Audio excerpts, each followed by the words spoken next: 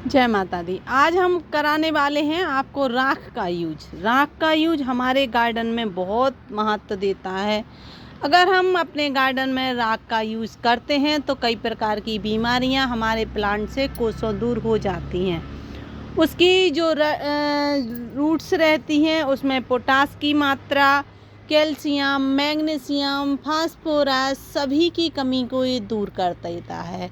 इसका यूज सही तरीके से अगर हम करते हैं, सही उपयोग करते हैं, सही समय पर करते हैं और कितनी मात्रा में करना है वह सब अगर हम जानते हैं तो हमारा प्लांट बहुत हेल्दी रहता है।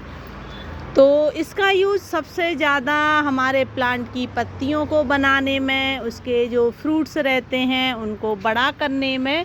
फ्रूट साइज़ अगर छोटी हो रही है तो उसकी फ्रूट साइज को बड़ा करने में और हमारे प्लांट को हेल्दी रखने में, उनकी स्टेम को मजबूत रखने में। पत्तियां अगर किसी कारण से जल रही हैं तो उनको प्रोटेक्ट करता है। साथ में हमारे जो फ्रूट रहते हैं उनको झड़ने से रोकता है, नए फ्रूट आने में मदद करता है।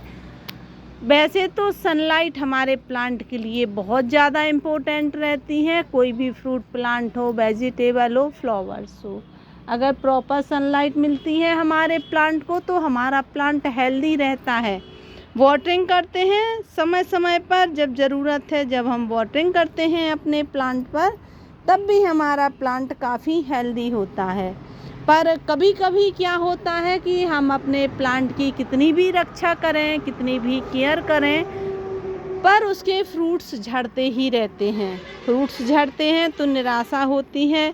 साथ में अगर उनके फ्रूट्स की साइज अच्छी नहीं होती, रसीले फ्रूट नहीं होते, तो भी टेंशन होती है कि हम प्रॉपर मिट्टी दे रहे हैं, प्रॉपर सनलाइट दे रहे हैं, पानी भी समय समय पर दे रहे हैं, फिर भी हमारे प्लांट की ग्रोथ अच्छी नहीं हो रही है। इसका कारण होता है हमारे प्लांट पर उनकी रूट्स को मजबूत नहीं होना या उनमें किसी प्रकार की फंगस का आना। तो चलिए हम आपको बिल्कुल इजी तरीका बताने वाले हैं।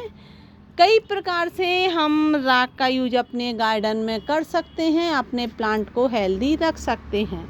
जैसे कि आपने देखा है कि हमारे जो फ्रूट हैं हर ब्रांच पर लगे ही हैं और नए जो फ्रूट हैं वो आ रहे हैं कंटिन्यू। ऐसा ही मेरे गार्डन में होता है। आप देखिए कि आपको इधर इतना बड़ा फ्रूट दिख रहा है, ये उससे छोटा फ्रूट है। कुछ इधर फ्लावर्स आ रहे हैं, कुछ बड्स फिर से बनने लगी हैं। इस तरह से आप देखिए हर डाल पर आपको कुछ ना कुछ प्रोग्रेस हमारे प्लांट पर दिख ही रही होगी। देखिए कितना ज़्यादा सभी प्लांट हमारे काफ़ी हेल्दी प्लांट हैं और एक बैग में मैंने ढेर सारे प्लांट लगाए हैं, पर कोई फ़र्क नहीं पड़ता है कि एक पॉट में हमने ढेर सारे प्लांट लगाए हैं, क्योंकि ये सभी एक दूसरे को प्रोटेक्ट करते रहते हैं।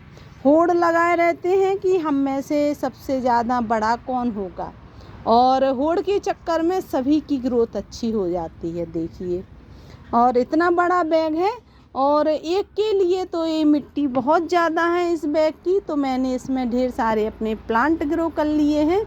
जैसे कि इसमें शिमला मिर्च का प्लांट ग्रो किया है, इधर जो है हमारी तुरई का है, उधर हमारी आप देखिए तो ये लौकी का है, और साथ में है हमारा अमरूद का प्लांट, जिसकी ग्रोथ आप देख ही सकते हैं, बहुत अमेजिंग है।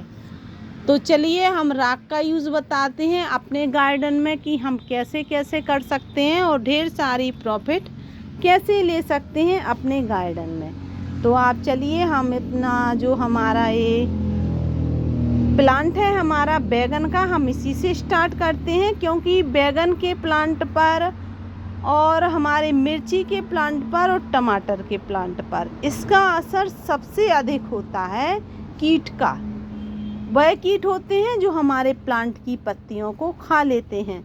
जब हम देखते हैं कि शाम के समय, दिन के समय हमारा प्लांट बिल्कुल स्वस्थ है, और जब हम सुबह अपने गार्डन में आते हैं तो पूरी पत्तियों पर छेद छेद से पूरा खाया हुआ मिलता है।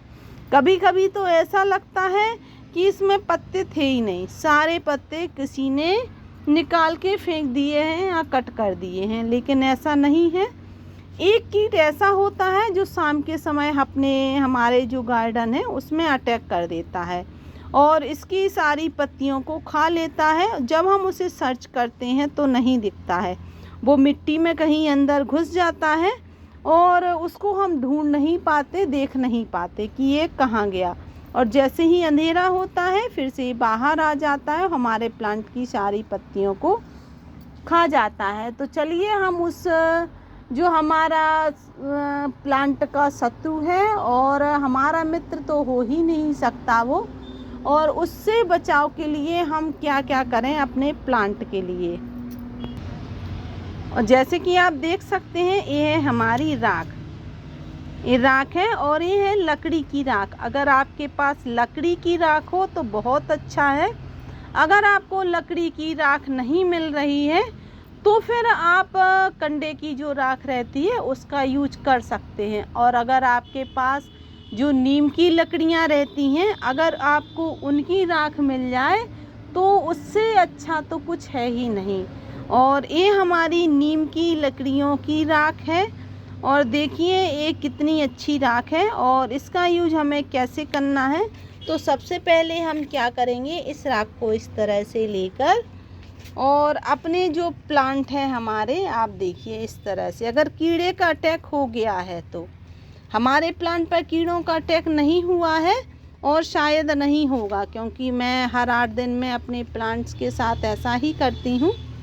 आप देखिए इधर, तो हमने इनको पूरा अच्छे से प्रोटेक्ट कर दिया है। और जो हमारा वो कीट होता है उसे राख बिल्कुल पसंद नहीं है, जैसे ही वो राख को देखता है आपके प्लांट पर भाग जाता है कोसों दूर। और देखिए मैंने इसको पूरा प्रोटेक्ट कर दिया है, इसकी सुरक्षा कवच इसके ऊपर चढ़ा दिया है। इस तरह से आप नींबू, मिर्च, नींबू पर भी छोटे छोटे से कीड़ों का अटैक हो जाता है, उस पर भी आप इस तरह से राख का यूज कर सकते हैं। जैसे कि आप देखें कि इसमें हमारा मिर्च का पौधा लगा है, 2 मिर्च के पौधे लगे हैं और ये है हमारा अनार का पौधा।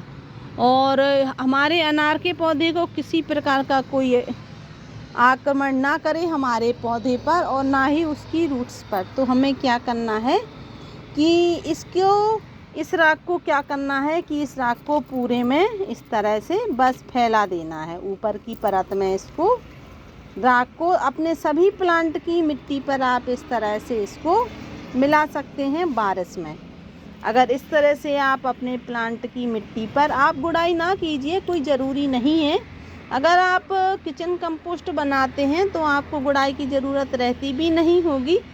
मैं तो अपने प्लांट पर, किसी भी प्लांट पर इस तरह से कभी भी गुड़ाई नहीं करती हूँ। और आप देखिए जैसे हमारा ये गुलाब का पौधा है और ये बिल्कुल सूख गया था, देखिए आप इसकी कंडीशन देखकर बता ही सकते हैं, देखिए। और जैसे ही मैंने कुछ दिन पहले इस पर राख का यूज़ किया था तो अब आप देखिए इसमें जो नई नई पत्तियां हैं वो आना शुरू हो गई हैं। राख का यही कमाल होता है कि जो भी हमारी जो प्लांट की मिट्टी है, इसके जो भी पोषक तत्व तो ख़त्म हो गए हैं तो वह वापस ले आता है, हमारे प्लांट की हेल्थ को अच्छा रखता है। गुलाब पर बहुत ही फ़ायदा करता है। मैं अपने गुलाब के पौधे पर हर 15 दिन में राख का यूज़ थोड़ा सा करती हूँ, ज़्यादा नहीं करना है।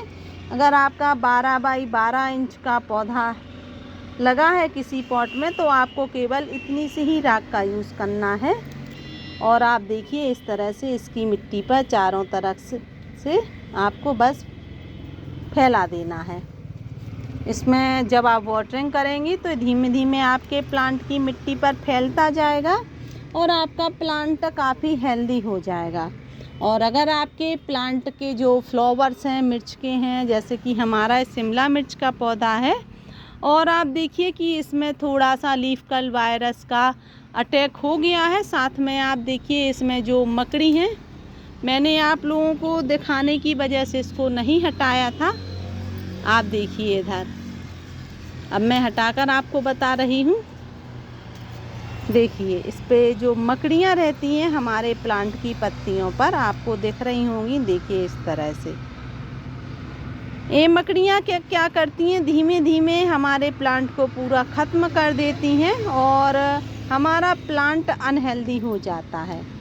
तो उसकी सुरक्षा करने के लिए हमें क्या करना है कि हमारे जो प्लांट की पत्तियां हैं उन पर इस तरह से इसको छिड़क देना है। इस तरह से पूरी पत्तियों पर हमें इसका छिड़काव कर देना है, जिससे कि ये मकड़ियाँ अब हमारे प्लांट पर फिर नहीं आएंगी। और देखिए जो भी हमारा इधर फ्रूट बन रहा है उस पर भी किसी भी प्रकार का आक्रमण नहीं करेंगे। तो आप इस तरह से अपने गार्डन में राख का यूज कर सकते हैं और थोड़ी सी ही राख का यूज करना है। 15 दिन के पहले आपको राख का यूज़ नहीं करना है।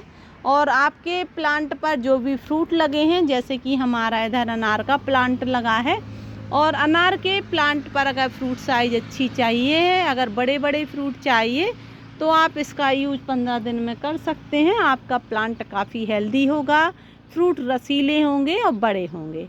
अगर आपको वीडियो अच्छी लगे तो वीडियो को लाइक शेयर एंड सब्सक्राइब करें। Thank you.